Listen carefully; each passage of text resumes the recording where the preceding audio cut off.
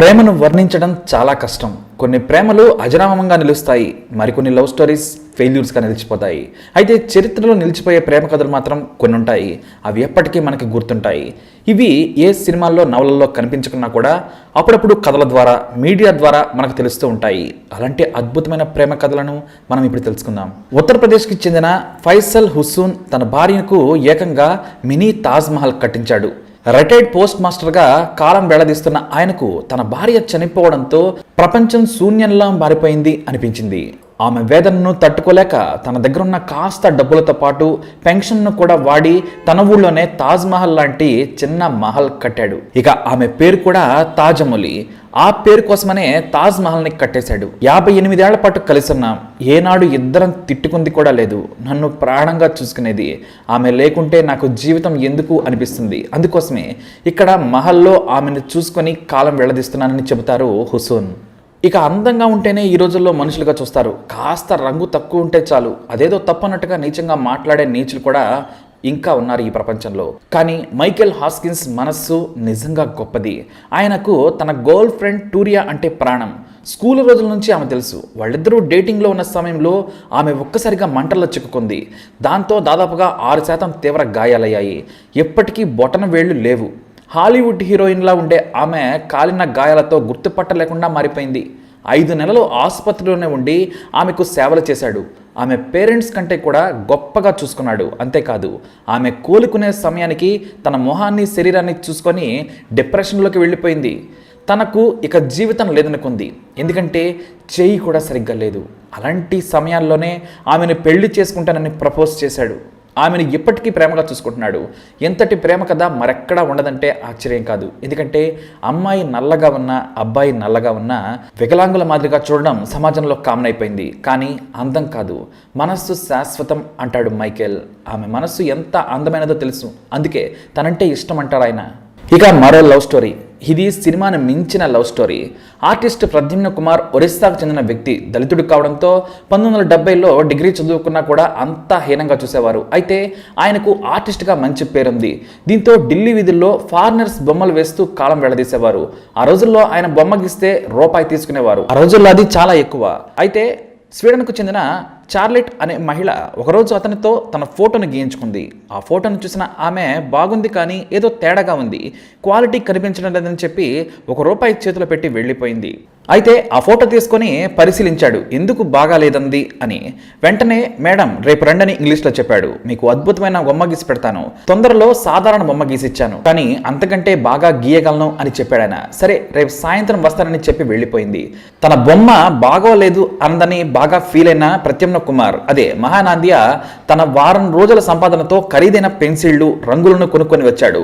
మామూలుగా ₹1కి పెన్సిల్ బొమ్మనే వేస్తారు. ఆ తర్వాత రోజు ఆమె రాగానే ఒక 4 గంటలు కూర్చోబెట్టి ఫోటో తీసినట్టుగా బొమ్మ గీసి చూపించి షాక్ ఇచ్చాడు. ఆ తర్వాత స్నేహం, అక్కడి నుంచి ప్రేమ. 3 రోజుల పాటు ఇలాగే సాగింది. కానీ ఆమె వెంటనే అక్కడి నుంచి స్వీడన్కి వెళ్ళిపోయింది. పెళ్లి చేసుకుంటానని కూడా చెప్పింది. ఇక ఇంకా చెప్పాలంటే ఇండియన్ సాంప్రదాయాలతో అప్పటికే పెళ్లి కూడా అయిపోయిందని చెప్పాలి. అలా పెళ్లి చేసుకుని స్వీడన్ వెళ్ళిపోయింది. ఇంకేముంది, కొత్త సైకిల్ కొనుక్కొని ఆఫ్ఘనిస్తాన్, ఇరాన్ నుంచి స్వీడన్ వెళ్ళాడు. మధ్యలో జైలు, కేసులు ఇలా తట్టుకొని వెళ్ళాడు. ఇప్పుడు ఇద్దరికి 2 పిల్లలు. స్వీడన్లో మంచి పెయింటర్గా పేరు తెచ్చుకున్నాడు మహానందియా. ఈ స్టోరీ మనం ఇదివరకే ఒక వీడియో ద్వారా తెలుసుకుందాం. మీకు ఈ పూర్తి స్టోరీ కావాలంటే కనుక ఈ వీడియో చివరిలో వచ్చే ఎండ్ కార్డ్ని క్లిక్ చేయండి. మీకు దీని గురించి పూర్తి స్టోరీ తెలుస్తుంది. ఇక ఢిల్లీ వీధుల్లో యాసిడ్ అటాక్ గురైన లక్ష్మి గురించి మనందరికీ తెలుసు. ఈ మధ్య దీపికా పదుకొనే తీసిన చపాక్ మూవీ ఆమె కథే. అయితే ఆమెను తన సహ యాక్టివిస్ట్ అలోక్ ప్రేమించి మరీ పెళ్లి చేసుకున్నాడు. ఆమె మహిళా హక్కుల కోసం పోరాడుతున్న తీరు నచ్చి వివాహం ఆడారాయన. ఆయన కూడా మహిళల భద్రత కోసం పోరాడుతూ ఉన్నారు. అయితే కొన్నేళ్ల క్రితం ఇద్దరి మధ్య విభేదాలు వచ్చి విడిపోయారు. కానీ విడివిడిగా ఉంటున్నా కూడా వారి పాపను మాత్రం ఇద్దరూ కలిసే పెంచుతున్నారు. కష్టాల్లో ఒకరికొకరు దూరంగా ఉంటున్నా కూడా తోడుగా ఉంటూ పాప కోసం మరో పెళ్లి చేసుకోలేదు ఆయన. ఇక మరో అద్భుత లవ్ స్టోరీ. ప్రమీల విజయ్. ప్రమీల వికలాంగురాలు. విజయ్ ఆమెను ప్రేమించాడు, కానీ అతని తల్లిదండ్రులు ఒప్పుకోలేదు. ఆమెను చేసుకుంటే జీవితాంతం నువ్వు సేవలు చేయడమే సరిపోతుంది, సంపాదన, పిల్లల పెంపకం ఎలా అని పెద్దలు పేచి పెట్టారు. అయినా సరే 2 ఏళ్ల పాటు పెద్దల వెంటపడి ఒప్పించి పెళ్లి చేసుకున్నారు. ఇక మరో స్టోరీ, భర్త మీద ప్రేమ మాత్రమే కాదు దేశభక్తిని కూడా చూపించారు ప్రియా సేమ్వాల్. తన భర్త నాయక్ అమిత్ శర్మ తీవ్రవాదుల దాడిలో చనిపోయారు. దీంతో తాను ఎంతగానో ప్రేమించిన భర్త చనిపోవడంతో ఆమె కన్నీరు మున్నీరయ్యారు. అంతేకాదు తన భర్త దేశ సేవ చేస్తానని సైన్యంలో చేరారు. ఆయన కోరిక పూర్తిగా తీరలేదు. నేను తీరుస్తానంటూ ప్రియా కూడా ఆర్మీలో జాయిన్ అయ్యారు. 2014లో టెక్నికల్ వింగ్ ఆఫీసర్గా సెలెక్ట్ అయ్యి రికార్డు క్రియేట్ చేశారు. ఆమె ఆర్మీలో చేరేందుకు భర్త మరణాన్ని తట్టుకొని అహర్నిశలు కష్టపడి ఆర్మీ ఆఫీసర్ అయ్యారు. తన భర్త కోసం, తన భర్త మీద ఉన్న ప్రేమతో ఆమె ఇంతలా కష్టపడి తన కూతురును భద్రంగా చూసుకుంటూనే పోరాడి విజయం సాధించారు. ఇక 34 ఏళ్ల క్రితం అశోక్ జైన్ బెంగాలీకి చెందిన సాధారణ హిందూ మహిళను ప్రేమించారు. కానీ ఆయన ఇంట్లో మాత్రం ఒప్పుకోలేదు. తమ మతానికే చెందిన అమ్మాయిని పెళ్లి చేసుకోవాలని సూచించారు. లేదంటే కోట్ల ఆస్తిని వదులుకోమని తండ్రి బెదిరించాడు. అయినా సరే ఆమె కోసం కోట్ల ఆస్తిని వదులుకొని సాధారణ గుమ్మస్తా ఉద్యోగం చేస్తూ కొంత డబ్బు చేతిలో ఉన్నాక మరీ పెళ్లి చేసుకున్నాడు. ఆ తర్వాత మంచి ఉద్యోగం సంపాదించి 2 పిల్లలతో హాయిగా ఉన్నారు. ఆ తర్వాత తండ్రి ఎంతవరకు పిలవలేదు, తాను వెళ్ళలేదు కూడా.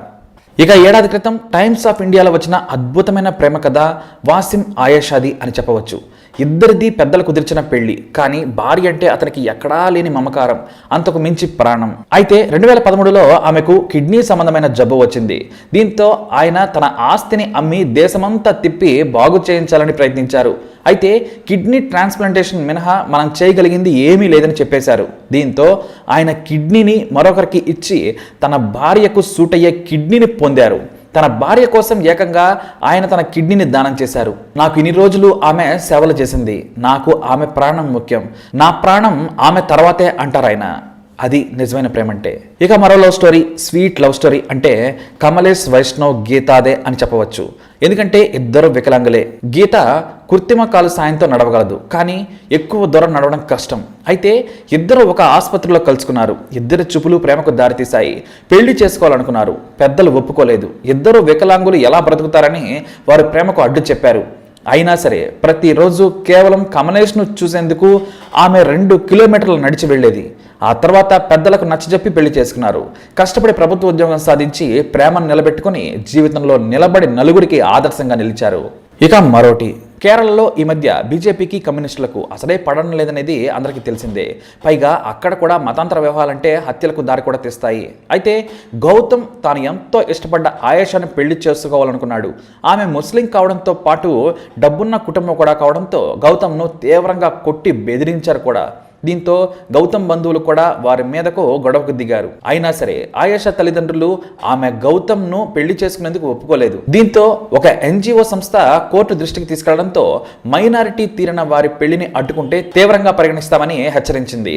పోలీస్ ప్రొటెక్షన్ కల్పించడమే కాకుండా 2 వైపులా కుటుంబాలని వారి అభిష్టానికి భిన్నంగా వ్యవహరించొద్దని హెచ్చరించింది.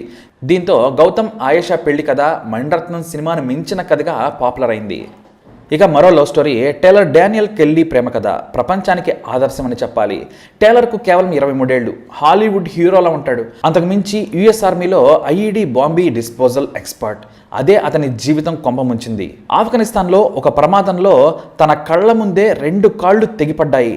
ఆ తర్వాత ఆసుపత్రిలో తనకు మెలకు వచ్చే సమయానికి 2 చేతులు కూడా లేవు. అతన్ని ఎమర్జెన్సీ ట్రీట్మెంట్ కోసం అమెరికా తీసుకెళ్లారు. అయితే అక్కడే అతడి తల్లిదండ్రులకు మించి తన గర్ల్ ఫ్రెండ్ డానియల్ కెల్లీ విపరీతమైన సేవలు చేసింది. అతన్నే పెళ్లి చేసుకుంది. 2 కాళ్ళు 2 చేతులు లేకున్నా ప్రేమించిన వాడి హృదయం వదిలిపెట్టలేదు.